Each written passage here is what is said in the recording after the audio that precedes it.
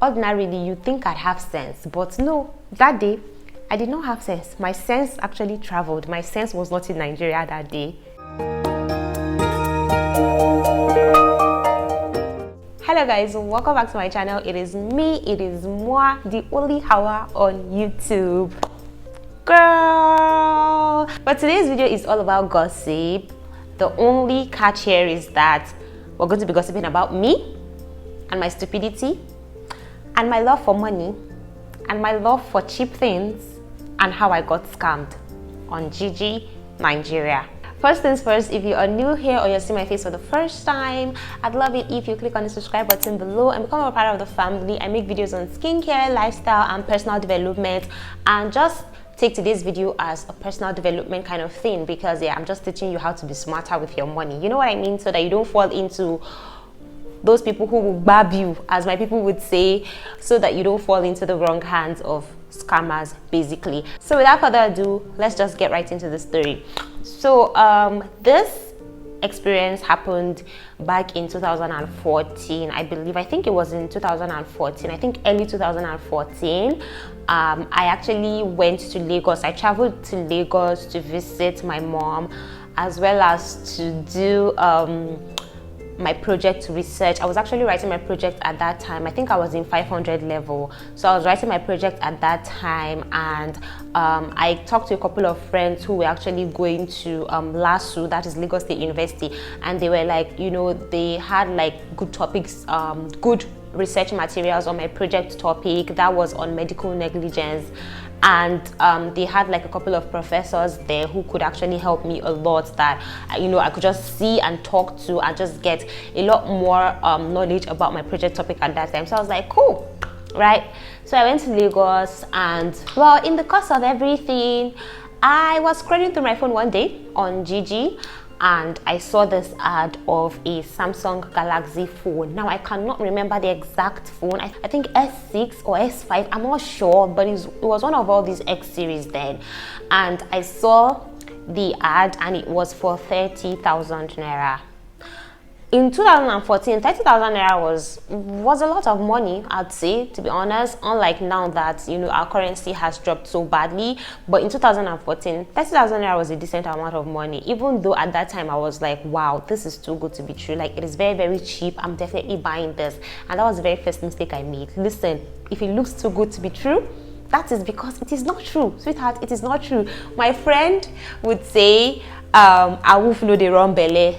See, this particular awoof did not only run my belly, it made me purge so badly, because man, like each time I think about that incident, I'm like, how did this happen to me? Listen, you guys do not understand. I love money. Like, I take my finances very, very seriously. I take money very seriously, just like a black woman would do with her edges.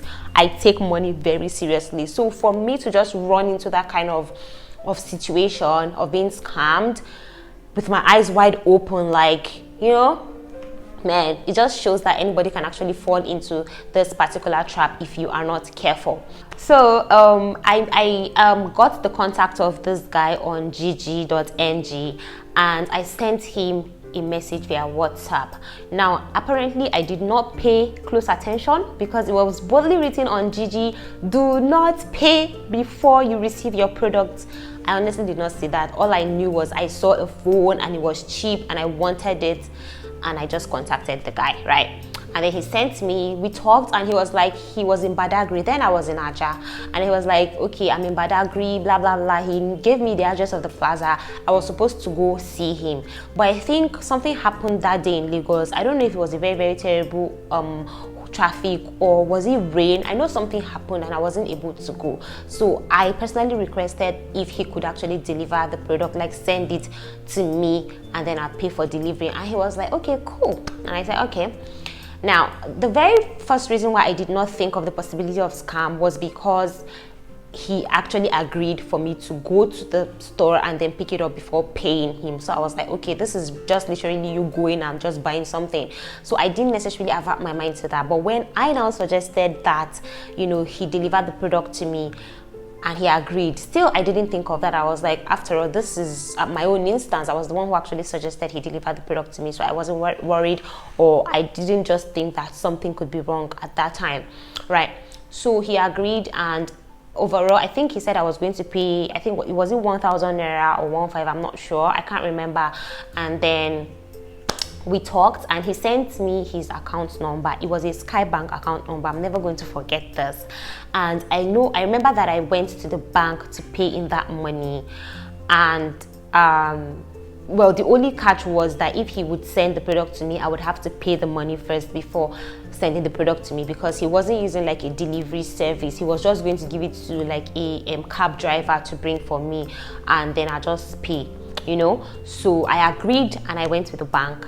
And before I made that payment, there was a guy standing behind me, and the guy was like, I think he looked at my teller and he saw like Jiji, something like that, and he was like, do you buy stuff on Jiji?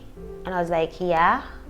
Why? And he said, he showed me his ID card. Apparently he works with the company, and he was like, hope you don't pay money before you receive your product. Trust me. I was trying to form Nami Sabi, and I was like, yeah, sure. And he was like, okay, make sure you see your products before you pay. It's just a friendly advice. And I was like, thank you.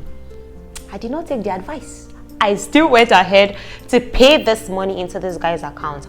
Now, the agreement was that after paying, I would send him like a payment slip on WhatsApp. That's like an evidence, like a proof of payment thing, so that he would verify that I actually paid the money, which I did. I sent it to him, he confirmed it, and he was like, okay, I'm going to send your product today.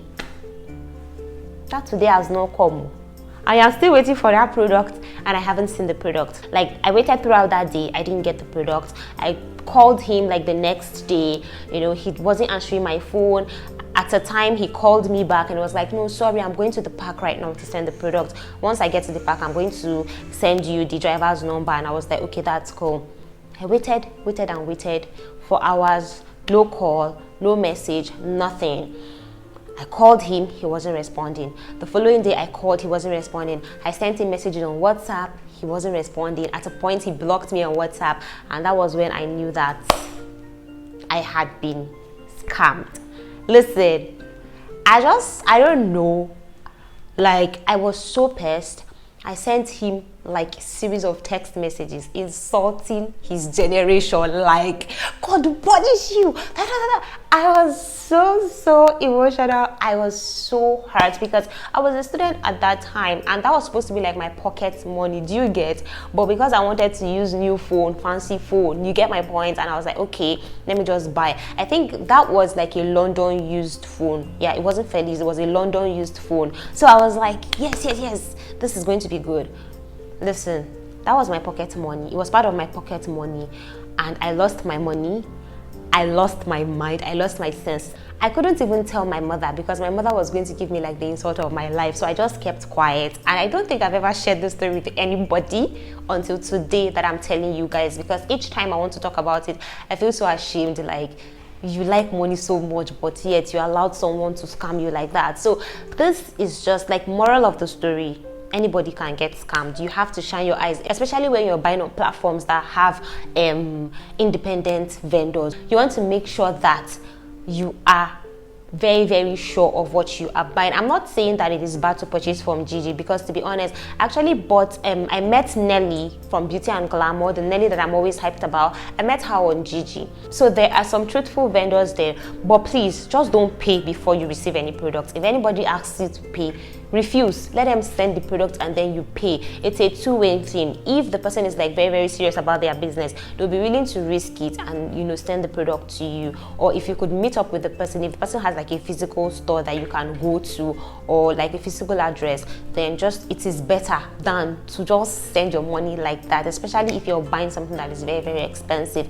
There are scammers everywhere. People are trying to make money at all costs, so you want to be very careful. This is just my story, and that was like the very first and last time that I got scammed. Like, ever since then, trust me now, like, once bitten twice shy. I never made that mistake ever again, like ever again. The only websites that I could pay for stuff before receiving them were websites that I knew were very authentic. Like, if it's like a brand owned website, you know, stuff like that, then I could pay. Or if I'm buying from Jumia, because I know that I have insurance to get my money back. back. But if it's just like places like Jiji, OLX and places like that, please shine your eyes.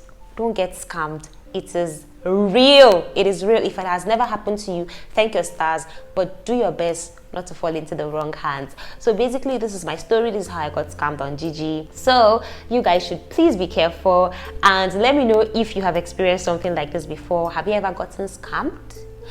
Have you ever been duped? Have you ever been cheated? Let me know in the comments below. Spill your secrets, share your experiences with us, and I'll see you guys in another video. Until then, I love you guys so much. Have a great life. Stay safe. Take care of yourselves. Bye.